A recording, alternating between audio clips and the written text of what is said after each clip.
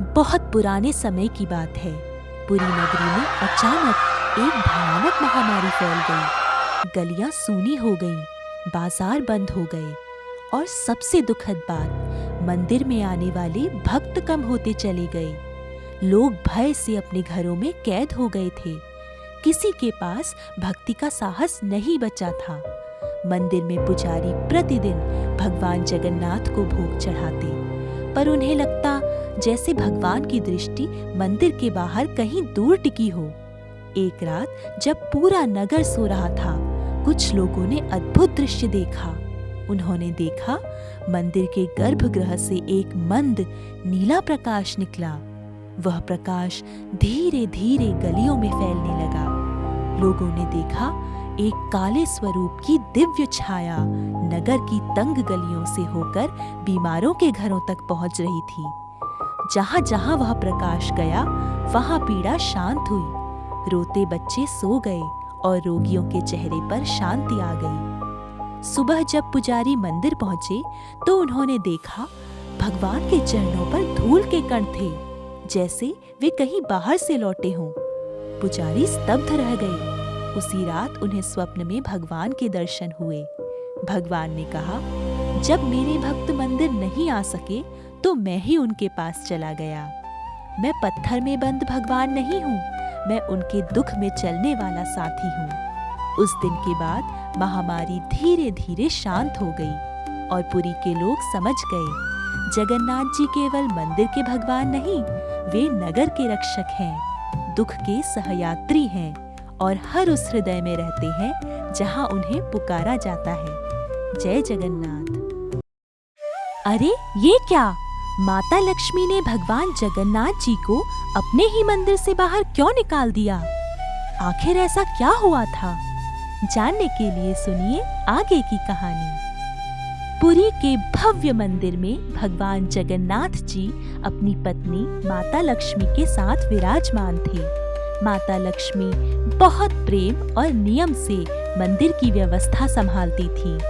हर साल भगवान जगन्नाथ अपने भाई बलभद्र और बहन सुभद्रा के साथ रथ यात्रा पर जाते थे। वे अपनी मौसी के घर गुंडिचा मंदिर जाते थे, लेकिन इस यात्रा में भगवान माता लक्ष्मी को साथ नहीं ले जाते थे। माता लक्ष्मी को यह अच्छा नहीं लगता था, फिर भी वे हर साल चुपचाप सब सह लेती थी। एक साल जब भगवान जगन्नाथ रथ यात्रा से वापस लौटे तो माता लक्ष्मी को बहुत क्रोध आया। उन्होंने सोचा, बिना मुझे बताए बाहर जाना और इतने दिन लौटकर आना, यह ठीक नहीं। जब भगवान जगन्नाथ मंदिर के द्वार पर पहुंचे तो माता लक्ष्मी ने मंदिर के दरवाजे बंद कर दिए। भगवान जगन्नाथ बाहर ही खड़े रह गए। उन्होंने विनम्र होकर कहा, माँ लक्ष्मी द्वार खोलिए। लेकिन माता लक्ष्मी बोली, अब आप बाहर ही रहिए। जब मुझे साथ ले जाना नहीं जरूरी समझा तो आप मंदिर में भी मत आइए। भगवान जगन्नाथ मुस्कुराए। उन्होंने माता लक्ष्मी को मनाने के लिए मिठाइयाँ और उपहार भेजे और प्रेम से क्षमा मांगी। माता लक्ष्मी का क्रोध शांत हो गया। उन्होंने मंदिर के द्वार खोल दिए और भगवान को अंदर आने दिया। तभी से इस घटना की याद में हेरा पंचमी का त्योहार मनाया जाता है। वृंदावन में जब भी माखन की बात होती, सबसे पहले कान्हा का नाम याद आता। कान्हा को माखन बहुत ही ज्यादा पसंद था। गांव की माएं रोज सुबह ताजा माखन बनाती और उसे हांडी में भरकर छत से काफी ऊपर लटका देती थीं, ताकि कान्हा उस तक ना पहुंच सके। एक सुबह मैया यशोदा ने भी माखन की हांडी लटकाई और सोचा, आज देखती हूँ कान्हा कैसे पहुंचता है। आंगन में कान्हा बैठा था, बहुत ही शांत, इतना शांत कि किसी को शक होने लगा। थोड़ी देर बाद कान्हा अपने दोस्तों के साथ आया। उसकी नजर हांडी पर पड़ते ही उसके चेहरे पर मुस्कान आ गई। आज किसकी माखन की हांडी तोड़नी है? कान्हा ने धीरे से कहा। सब दोस्त मिलकर एक दूसरे के कंधों पर चढ़ गए। कान्हा सबसे ऊपर चढ़ा। जैसे ही उसने हांडी को छुआ, थोड़ा माखन नीचे गिर गया। कान्हा हंस पड़ा। अरे, हांडी फिसल गई। माखन हाथ में आते ही कान्हा ने खुद खाने की बजाय सबको बुलाया। पेड़ों पर बैठे बंदर तुरंत कूद कर आ गए। कान्हा ने माखन उनकी तरफ बढ़ा दिया। लो, पहले तुम लोग खाओ। बंदर माखन खुशी खुशी खाने लगे। किसी के मुंह पर, किसी के कान पर, किसी की पूंछ पर माखन लग गया। एक बंदर कान्हा के कंधे पर भी चढ़ गया। कान्हा बस खड़ा खड़ा ये सब देखकर हंस रहा था। उसके मुंह पर माखन का एक भी दाग नहीं था। तभी मैया यशोदा वहां आ गई। उन्होंने देखा, जमीन पर माखन, बंदरों पर माखन और कान्हा बिल्कुल साफ। मैया यशोदा ने हाथ कमर पर रखा और बोली, कान्हा। फिर पूछा, तूने माखन खाया? कान्हा ने सीधे से जवाब दिया, नहीं मैया। मैया ने उसका मुंह देखा, सच में साफ। फिर बंदरों को माखन कैसे मिला? कान्हा ने मासूम सी मुस्कान के साथ कहा, बंदर आपसे शिकायत नहीं करते ना मैया? ये सुनते ही मैया यशोदा पहले गुस्सा हुई, फिर हंसी रोक नहीं पाई। उन्होंने कान्हा को पास बुलाया और प्यार से गले लगा लिया। उस दिन सबने समझा कि कान्हा सिर्फ माखन चोर नहीं था, बल्कि जो मिला उसे पहले बांटने वाला था। इस कहानी से हमें यह सीख मिलती है कि जो चीज पहले दूसरों के साथ बांटी जाए, वही सच्ची खुशी देती है। यह क्या है? जगन्नाथ जी कटहल लेकर क्यों भाग रहे हैं? इसका रहस्य जानने के लिए यह कथा सुनिए। बहुत समय पहले की बात है। माधवदास जी जब पहली बार श्री जगन्नाथपुरी पहुंचे, तो उनके मन में वर्षों से एक ही इच्छा थी, भगवान जगन्नाथ के दर्शन। लेकिन जैसे ही उन्होंने मंदिर के दर्शन किए, उनके हृदय में एक गहरा वैराग्य भर गया। उन्होंने मन में सोचा, मैंने अपने जीवन के 21 वर्ष संसार के सुखों में बिता दिए। अब इस जीवन पर मेरा कोई भरोसा नहीं। पता नहीं कल रहूं या नहीं। और इतने वर्षों में मैं प्रभु के सच्चे दर्शन भी नहीं कर पाया।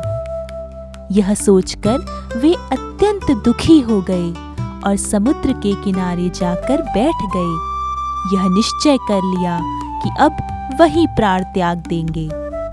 3 दिन बीत गए, न उन्होंने कुछ खाया न पिया, बस यही सोचते रहे। मैं 21 वर्षों में प्रभु के दर्शन न कर सका। उधर 3 दिन बाद मंदिर में अद्भुत घटना घटी। भगवान जगन्नाथ ने महाप्रसाद ग्रहण करना बंद कर दिया। माता लक्ष्मी सामने खड़ी होकर बोली, स्वामी, आप महाप्रसाद क्यों नहीं ले रहे? भगवान जगन्नाथ बोले, देवी, मेरा एक भक्त आया है। वह 3 दिनों से भूखा है। जब तक उसे प्रसाद नहीं मिलेगा, मैं कैसे ग्रहण करूं? माता लक्ष्मी ने कहा, चिंता ना करें, मैं किसी सेवक के हाथ प्रसाद भिजवा देती हूँ।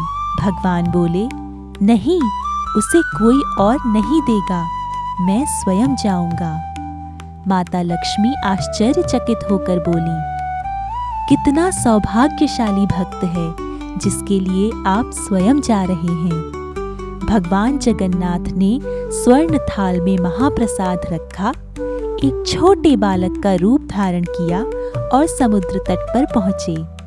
बालक ने कहा, क्या आप ही माधवदास जी हैं? माधवदास जी बोले, हाँ, मैं ही हूँ, पर तुम कौन हो? बालक बोला, महाप्रभु जगन्नाथ ने आपके लिए यह प्रसाद भेजा है, कृपया स्वीकार करें। यह सुनते ही माधवदास जी स्तब्ध रह गए। उसी क्षण मंदिर की घंटियां बज उठीं और बालक अदृश्य हो गया। लेकिन स्वर्ण थाल वहीं रखा रह गया। माधवदास जी ने कहा, यदि मेरे जगन्नाथ मुझे जीवित रखना चाहते हैं तो उनकी इच्छा ही सर्वोपरि है। उन्होंने प्रसाद ग्रहण किया। उधर मंदिर में हड़कंप मच गया। महाप्रभु का स्वर्ण थाल गायब है। उसी रात गजपति महाराज को स्वप्न आया। भगवान जगन्नाथ ने कहा, मेरा महान भक्त माधवदास 3 दिन से समुद्र तट पर बैठा था। मैं स्वयं उसे अपने स्वर्ण थाल में प्रसाद देने गया था। अगले दिन गजपति महाराज सेवकों के साथ समुद्र तट पर पहुंचे। उन्होंने देखा माधवदास जी मुस्कुरा रहे हैं और उनके पास महाप्रभु का स्वर्ण थाल रखा हुआ है। अरे ये क्या? जगन्नाथ जी ने एक बूढ़ी माँ और उसके बच्चे को रुला क्यों दिया? जानने के लिए देखिए आगे की कहानी। बहुत समय पहले की बात है। उड़ीसा राज्य में एक पवित्र शहर है पुरी। वहीं पर स्थित है भगवान जगन्नाथ का भव्य मंदिर। इस मंदिर की एक खास बात है, यहाँ रोज हजारों लोग दर्शन के लिए आते हैं। अमीर, गरीब, बच्चे, बूढ़े सब एक साथ भगवान के दरबार में खड़े होते हैं। और सबसे अद्भुत बात, भगवान जगन्नाथ का महाप्रसाद कभी कम नहीं पड़ता। एक दिन की बात है, एक गरीब माँ अपने छोटे बेटे का हाथ पकड़े मंदिर आई। माँ के पास न पैसे थे न खाने के लिए कुछ। बेटा बहुत देर से भूखा था।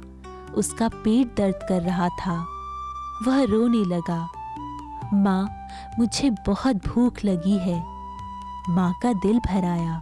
उसने बेटे को सीने से लगाया और बोली, बेटा मेरे पास तुम्हें खिलाने को कुछ नहीं है, पर यहाँ भगवान जगन्नाथ हैं, उनसे मांग लो।